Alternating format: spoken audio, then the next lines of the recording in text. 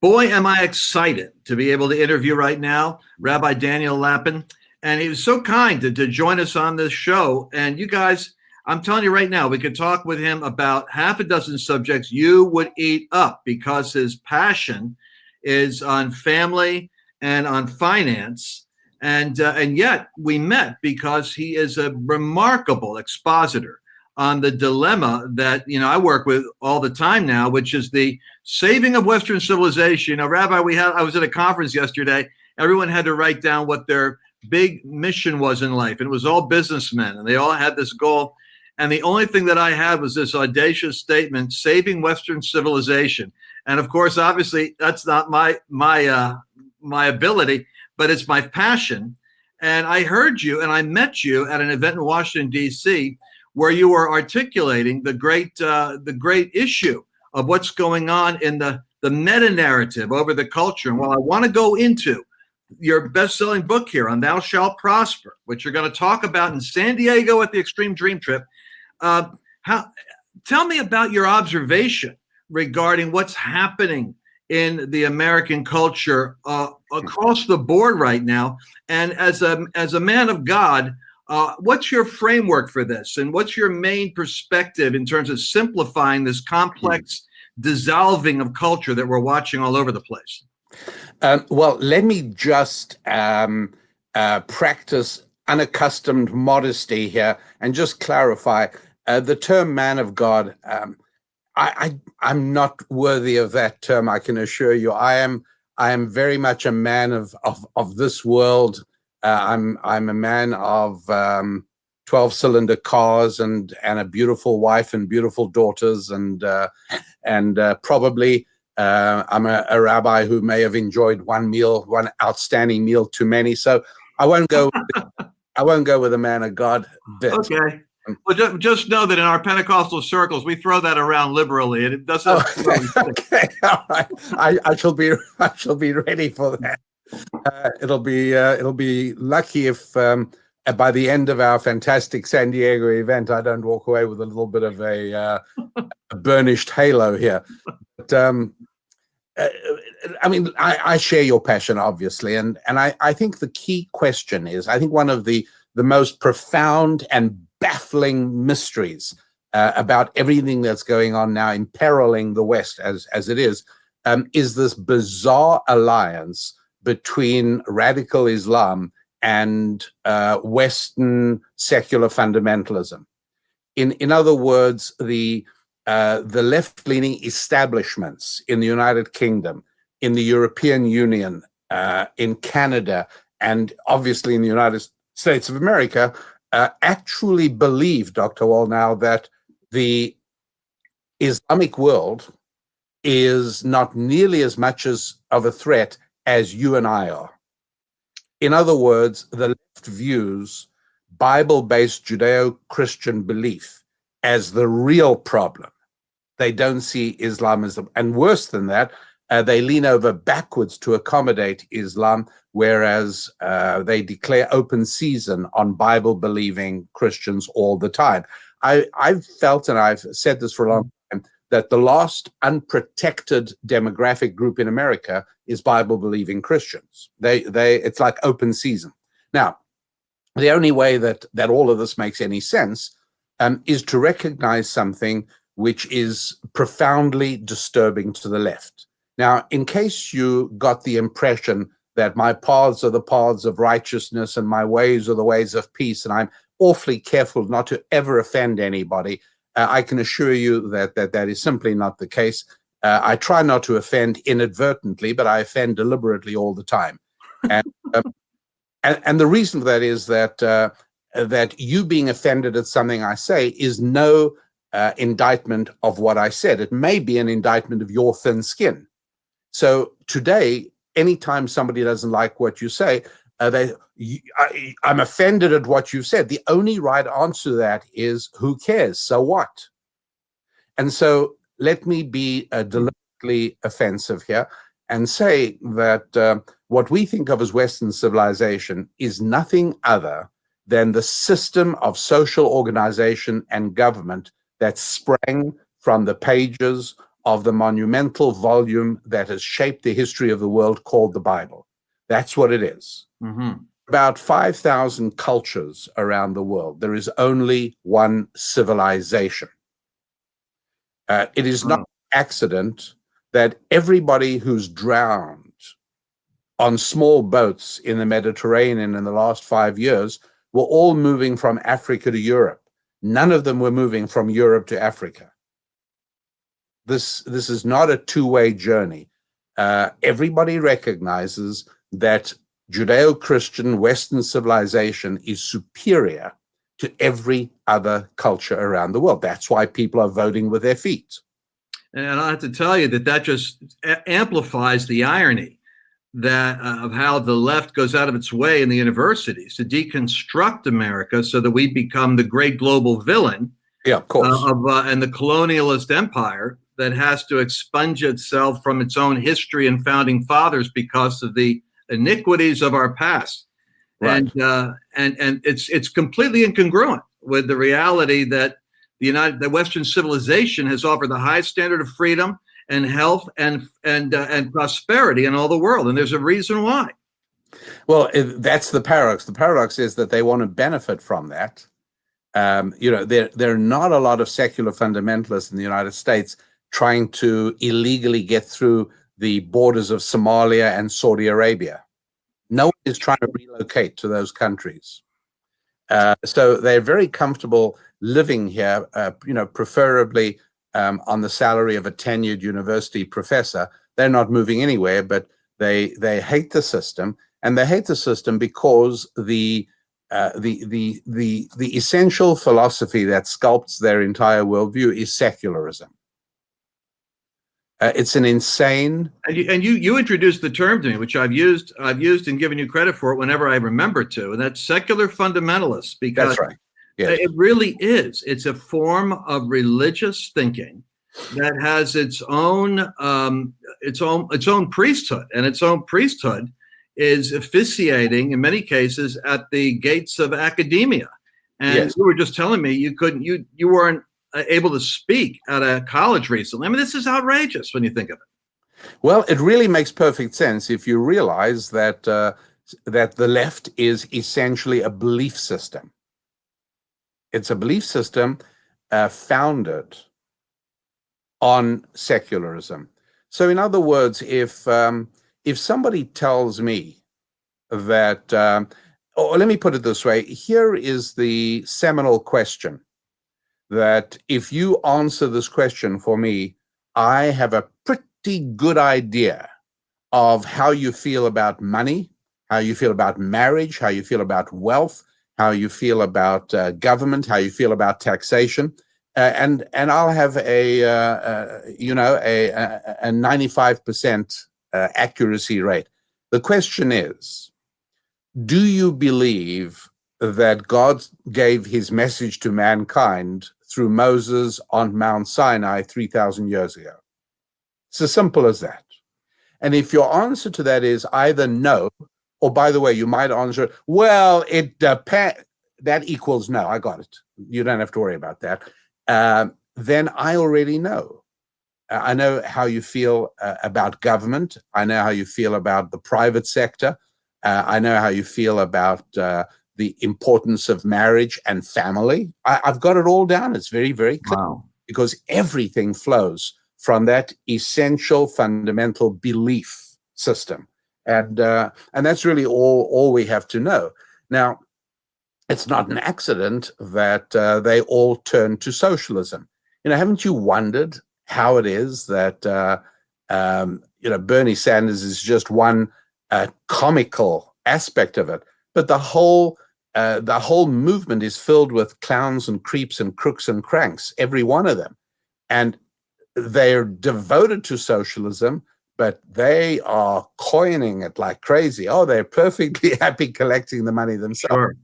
Well, they have to be devoted to socialism because they know, as well as you and I know, that there has never been a successful attempt to divorce the monumental power of the wealth creation potential of the United States of America from its biblical foundations.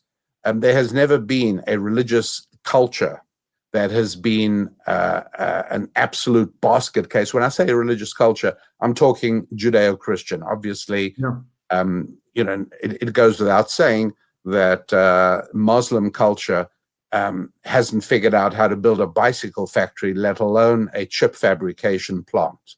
But if you take a look at the countries in which capital markets arose indigenously, they were all Judeo-Christian countries, every single one of them. The capital markets of London and Amsterdam were the beginning of it all. Now, today we have stock markets in Accra and Beijing and everywhere else.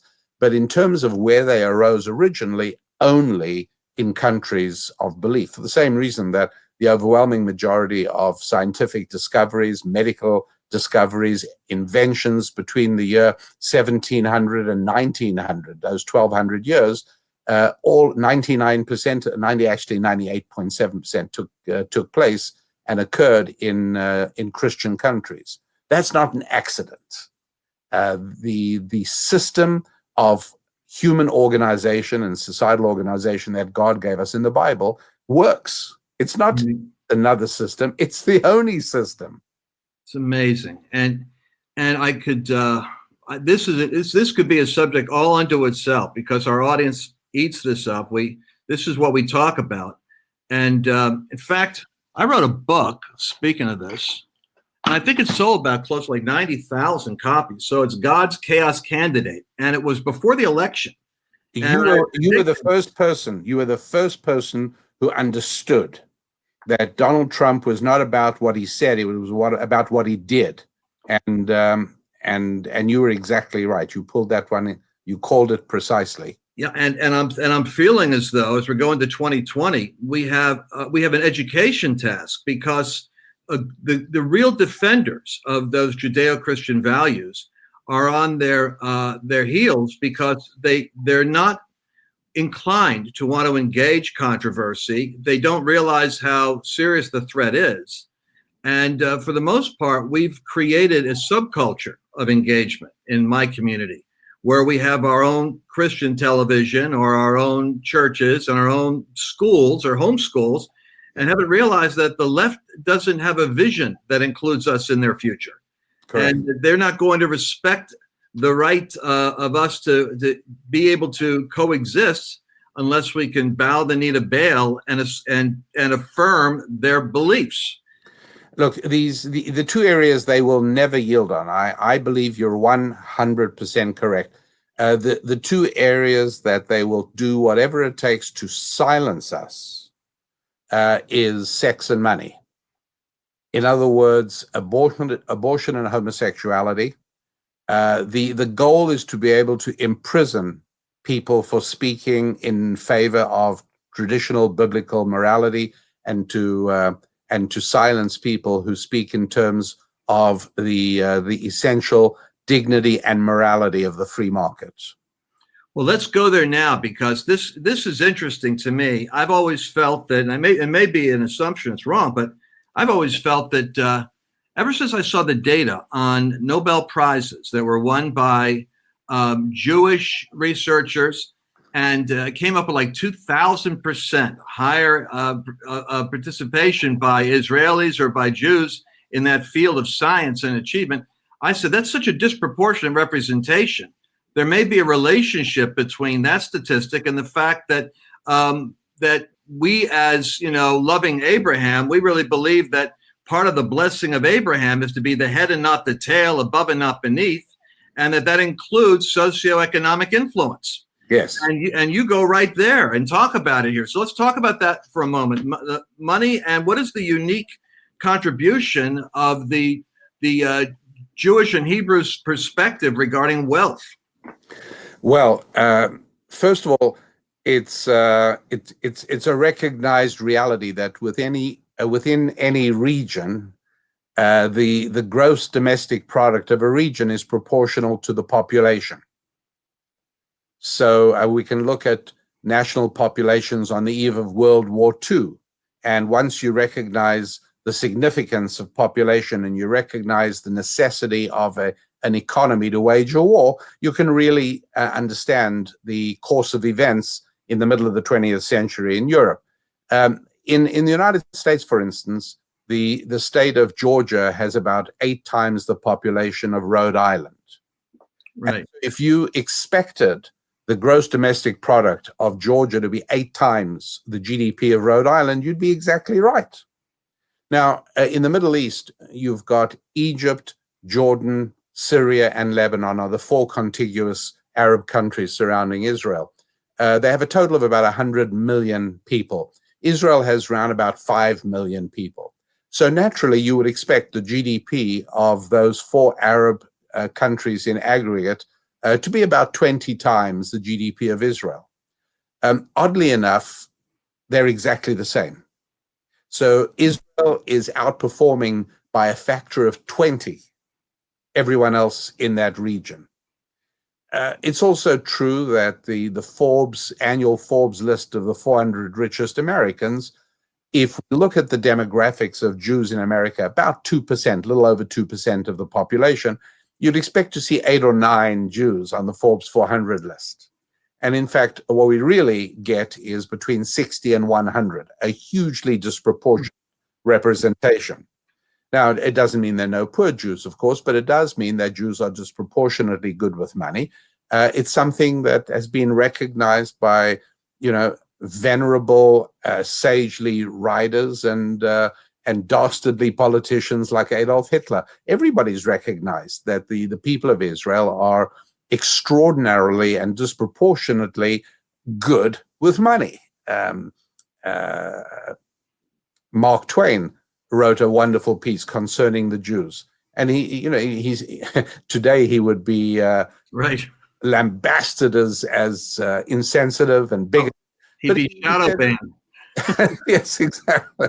But what he said was perfectly obvious, which is that not only in America but in European countries, there are very often entire industries and entire sections of commerce that are in the hands of the people of Israel. What's that all about? So I spent about 10 years researching that, because I knew that if anybody other than a Jew answered that question, ideally a Jewish rabbi like me, if anyone else tried to answer that question, they would quickly be condemned as bigoted. So I knew it was something that I had to do. And that book, Thou Shalt Prosper, along with some other books I've written on the topic, is the result of that. And my concern was, is this something unique to Jews? If so, it's useless and of no interest to anybody else.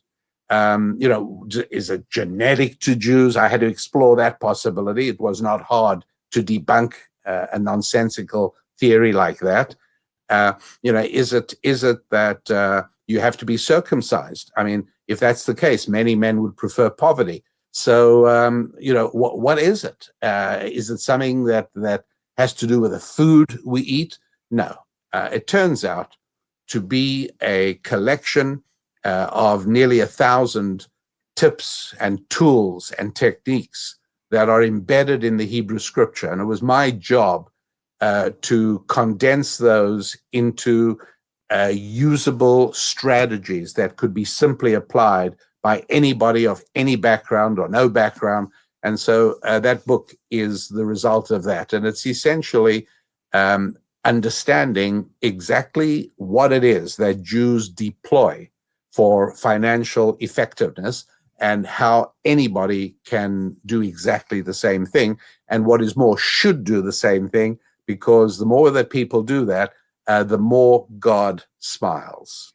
Well, let's talk about one of the principles that you got, because on this extreme dream trip, we're going to be talking about relationships. Absolutely. And that's one of your chapters in the book, which I think is brilliant, about the perspective of how those relationships form the connections that extend the network of your connectedness to many people. How does that work in terms of prosperity? Well, it's let's see. The best place, I think, to start there is we have to explore what money actually is. And we have to abandon the various definitions given on college campuses in Econ 101. means of exchange, et cetera, et cetera, et cetera. It's all very nice. But in real terms, money is very simple. And the best way to illustrate that, I think, is by an example. When I say that, let's imagine my trade is roofing, and somebody asked me to come over and roof their kitchen. The guy's all upset. The rain's coming into the kitchen. His wife's upset.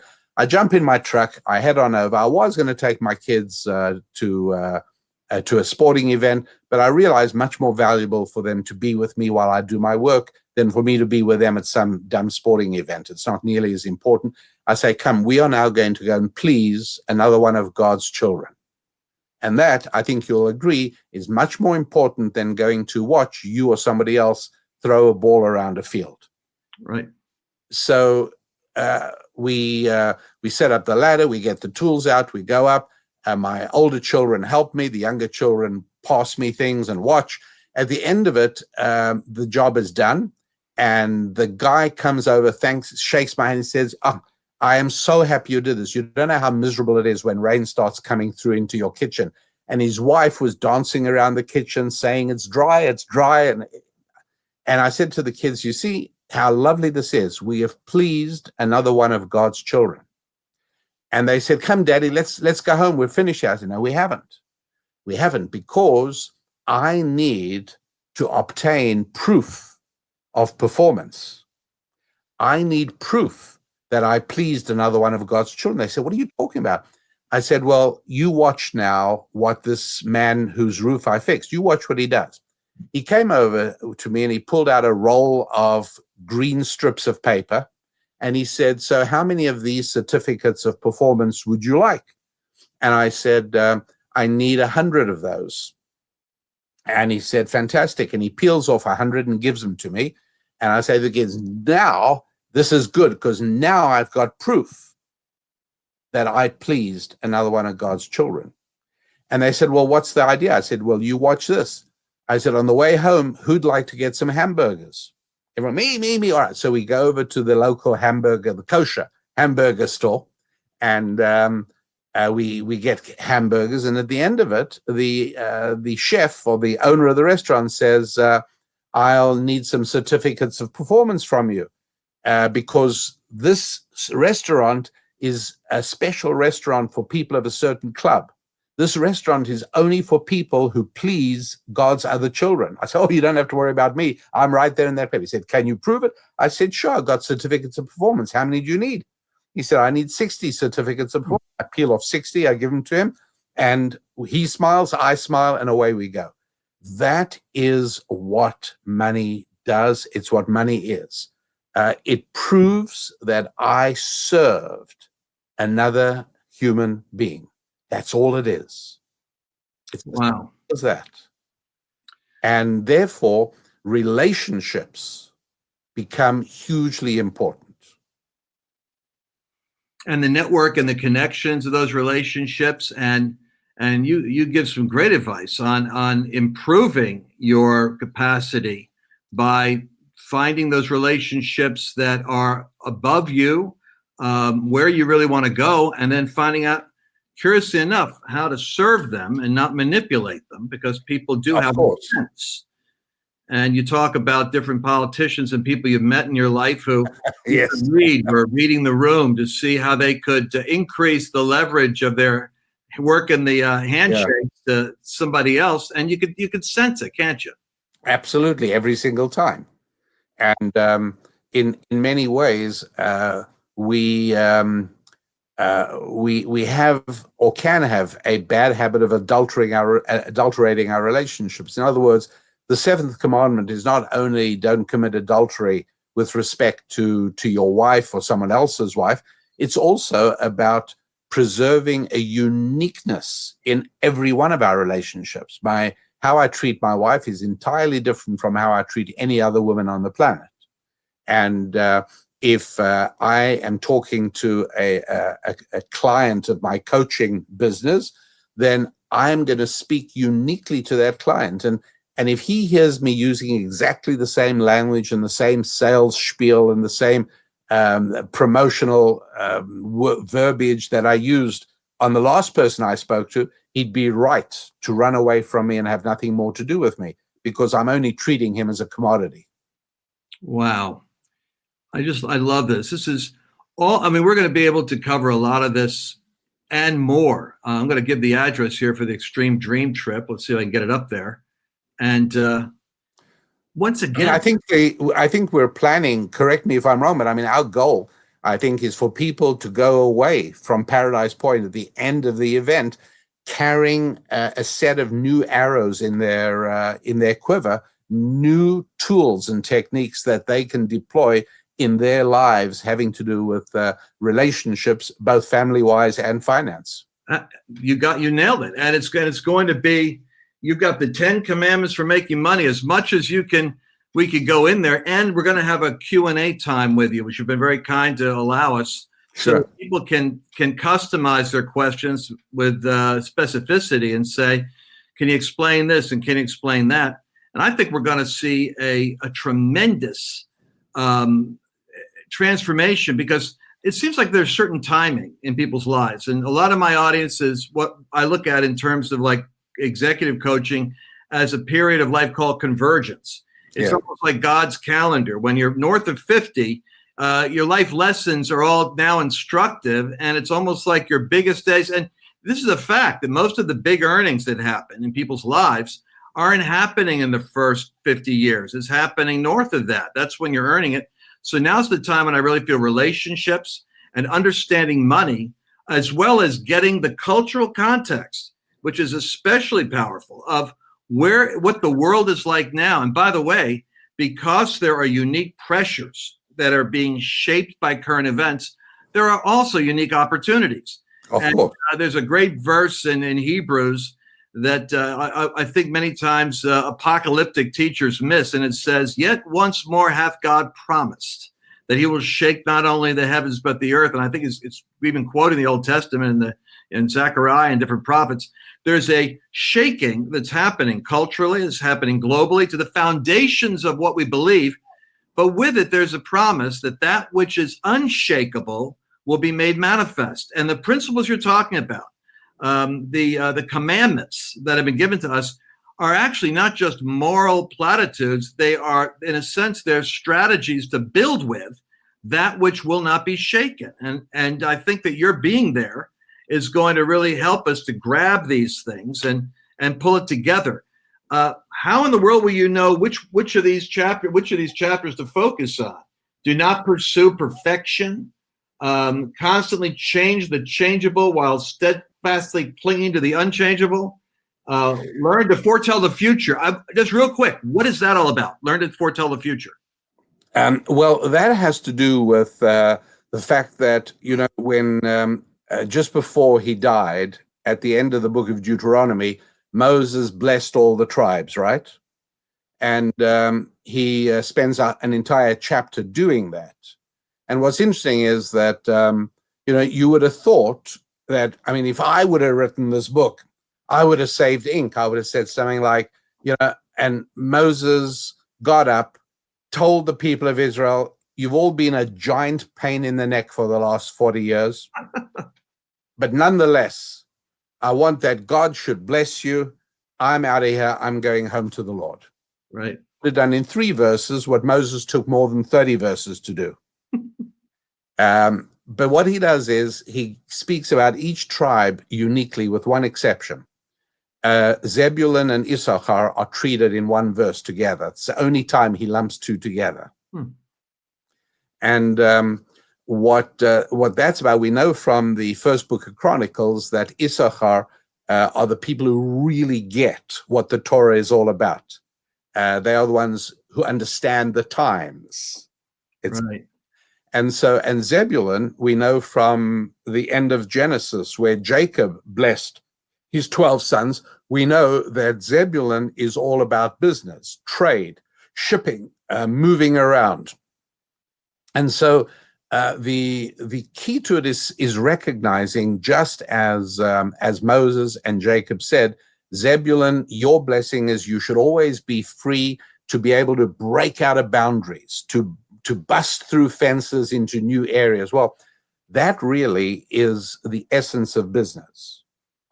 When you think, it's an apocryphal story, but they talk about a guy who had a business in Detroit in the early 1900s.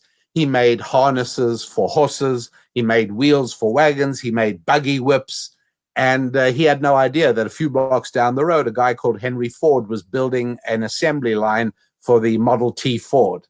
And he didn't realize that in the space of a year or so, because cars took off incredibly quickly, he was going to be out of business because nobody was buying bridles and nobody was buying wagon wheels. He didn't keep moving forward. And that's really a key to business. Now, Zebulun and Issachar are treated in one verse because you are only free to be able to move forward if you're simultaneously able to keep locked into the things that anchor you to reality. In other words, the more that things change, the more we need to depend on those things that never change. And so the key to business is to be able to see ahead, to recognize the soft footsteps you hear coming down the road, understanding the implications of what those will do. Sears is an example of a company among many others that simply didn't grasp the significance of the internet. Now, we can go back to 1848 when Samuel Morse invented the telegraph, and we can list about 20 companies that went under shortly thereafter because they failed to understand the significance that what had just happened was that we had reached the first time in human history where information could be got from one place to another faster than a man on a horse. And so we spend a lot of time on mastering, I'm not going to say prophecy because it's not an all-seeing prophecy and being able to tell, which horse is going to win at Newmarket next Wednesday. But no, it's in your particular area, having to do with your family. Are you able to build a Noah's Ark for your family to weather the storms ahead? Are you able to see the developments that are coming down the road that are going to impact your business? Those are the things we work on, crucially important. And it's so powerful what you're saying. So I was thinking about the innovation that made Sears so successful was the Sears catalog. That's right. What you would think is that having built an empire out of the ability to codify, collect, and categorize content and get it distributed in mass, that they would have seen what Jeff Bezos saw with Amazon, which is we're going to make it digitally available for everybody. And that's such an insightful way. I love the way you've just put that. In other words, the Sears catalog of 1900 was the internet of 2000. Exactly. And so, but this happened. I remember an article written years ago that my dad made me read from Harvard Business Review called Marketing Myopia. And it dealt with the fact that the Swiss were the masters of the clock industry. Having a Swiss watch or a Swiss clock was the goal. And they rejected, the entire digital era because they felt people would never want it digital. So they completely underestimated the power of the digital. By the way, for those that have seen the extremedreamtrip.com information there, I just had a note handed to me by my ever trusty team that I should tell you that this is a live stream you're watching now, and we're going to have Rabbi Lapin on live stream as well as our other presenters for you. And so for folks that we're already like almost sold out at the event, but people can get there, and this is a great idea. I mean, I do this myself. I don't have to pay for the hotel and the airfare and the event. I just get the live stream, and we're going to be sending information for them to be able to work right along with your rabbis so that it'll be just like they're sitting there able to absorb from you. And just want to thank you so much for your life work and what you do. And I was surprised, pleasantly surprised that you actually go out of your way to clarify that it's okay to have hard edges on your beliefs and your thinking. We need a little bit more of that in my world because we're always apologizing for our beliefs or trying to avoid the uncomfortable subject. And that really is not the history of the prophets. That's not the history of where we came from, but it certainly is a habit we've got. I put it this way, that one can only achieve the well-praised heights of tolerance if you're in no way handicapped by any convictions. Wow. We can only achieve the well. Say that again. We can only achieve the heights of tolerance that everybody loves, provided we are not handicapped by any deep conviction. Interesting. And yes, the way tolerance has been turned into the ultimate virtue and the ultimate value of today is laughable. It's absurd and ridiculous. I think this is a great conversation to have, and perhaps we'll have it in San Diego. And that is how the left has, with an insidious, we would say almost demonic wisdom, they've taken language that is biblical, like sanctuary cities, and take the idea where a person could run in the Old Testament to be able to be spared from the avenger, and we've perverted it. And the left has been brilliant at using our language. I mean, what could be more desirable than to have a choice? And so somehow choice has trumped life. And in so many ways, the bills that are being framed are ingeniously titled so that a person with low information says, well, I want to be able, the most recent one, I want to be able to have some kind of fairness, doctrine or something. So it's fair for everybody, except it ain't fair for us. No, that's exactly right. I love how you speak about the dream trip, and while the live stream folks will really get a lot of value, I can't help thinking, after the time we've spent together on this program, that there's going to be fantastic chemistry between us. Unfortunately, that does not come through the internet. That only is evident to the folks who can feel the electricity in the room. So I'm very much looking forward to that. And I know that our collaboration in San Diego will have a profound impact. You speak about Jacob's dream as being central to the vision, don't you? Yes, I do. And I think that's exactly right.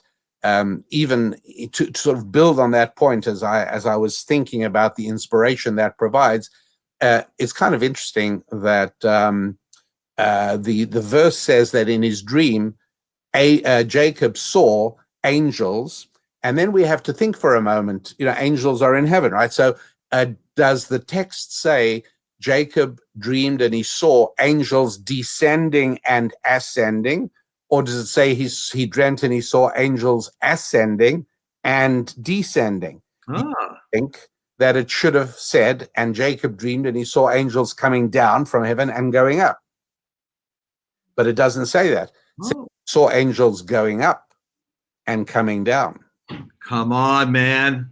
And it's really significant, because the angels that were going up were not the ones that were coming down. The angels were going up had finished their shift.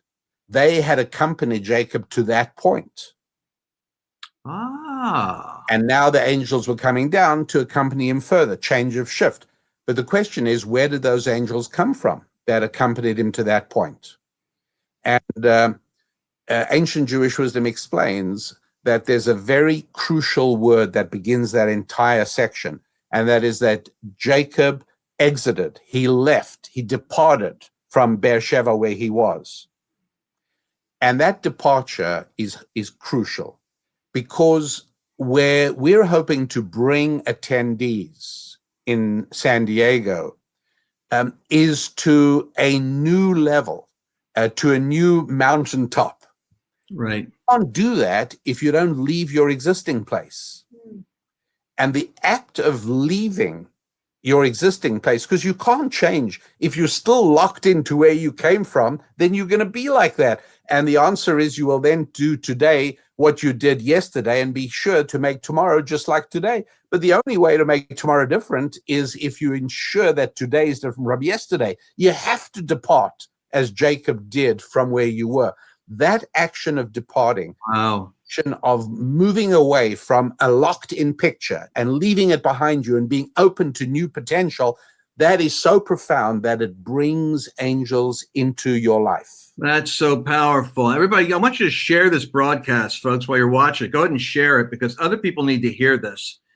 The idea that you're talking about is the language that I've heard used when we're discussing it is the way that you exit one season determines how you enter the next.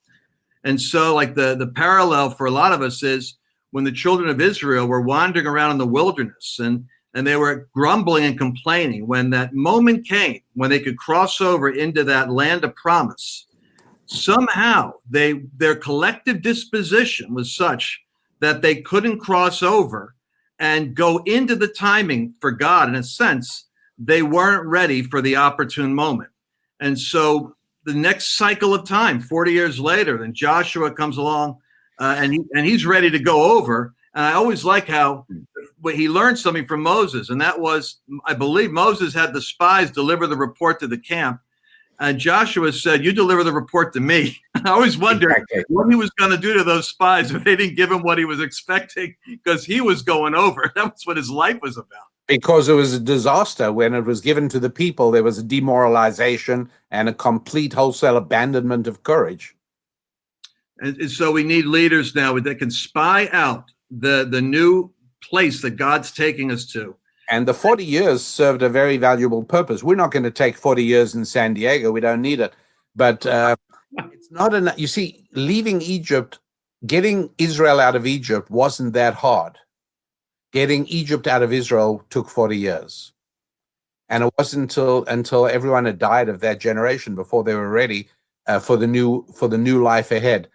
We're not going to need to be that dramatic. But in San Diego, we're definitely going to be very much focusing on how to exit your Egypt and how to get your Egypt out of you. You have the essence of it, my dear Rabbi. Yes. Then so there's going to be, in a sense, that's why it's an extreme dream, because if it was a comfortable dream, they would do it already. And here's what I'm telling people, and all you need to know this, that you frequently need to have outside pressure put on you for the big changes in life.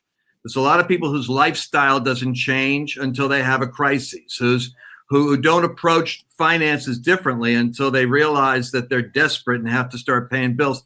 I believe this is going to be an extreme dream trip where people are going to be able to exit one season, enter another. I do think there's an angelic and a supernatural aspect to this. And I think it's a larger battle, Rabbi, that we need people that are, like you said, the Zebulun, the business people, and the Issachar and the Issachar tribe, the people that know God and know what's happening and know what Israel ought to do.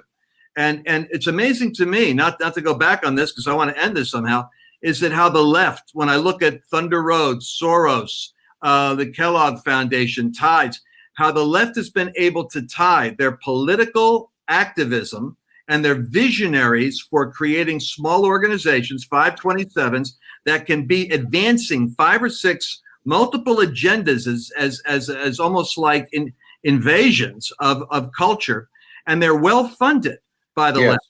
And I'm praying that we're going to have a corresponding Zebulun Issachar merger, that it's not too late for men and women that have resources to work with people that have insight, because people with insight need the money. And I'm sorry to say, very often the people that have the money don't really know what to do. If they did know, God